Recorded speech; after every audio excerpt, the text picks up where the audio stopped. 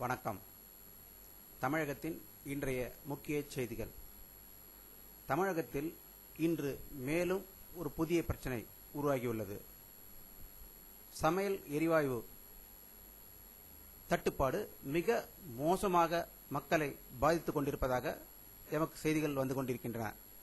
இதற்கு முன் மின்சார தட்டுப்பாடு, அதுக்கு அடுத்து டீசல் பெட்ரோல் தட்டுப்பாடு என்று தொடர்ச்சியாக இப்பொழுது கேஸ் தட்டுப்பாடும் மக்களை வாட்டி வதைத்துக் கொண்டிருக்கிறது என்பது மக்கள் கடும் கொதிப்பில் இருக்கிறார்கள் என்பதை எங்களால் உணர முடிந்து கொண்டிருக்கிறது.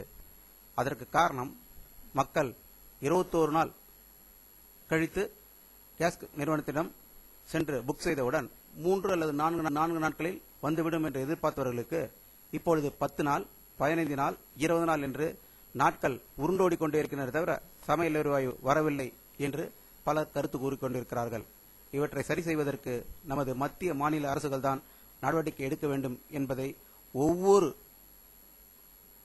குடும்பத்தினரும் நன்கு உணர்ந்துள்ளார்கள் என்பதை அங்கே தெரிவித்துக் கொள்ள விரும்புகிறோம். இவற்றை எல்லாம் சரி செய்யாவிட்டால் வரும் லோக்சபா தேர்தலில் மக்கள் சரியான பதிலடி இந்த அரசுக்கு கொடுப்பார்கள் என்பதை நாங்கள் எடுத்த ஒரு சர்வேயில் கிடைத்திருக்கிறது என்ற ஒரு அதிர்ச்சி தகவலை இந்த அரசுக்கு சொல்லிக்கொள்ள விரும்புகிறோம். ஆகையால் எவ்வளவுக்கு சீக்கிரம் இந்த பிரச்சனைகளை தீர்க்கிறார்களோ அவ்வளவுக்கு பிரச்சனைகள் இல்லாமல் வரும் லோக்சபா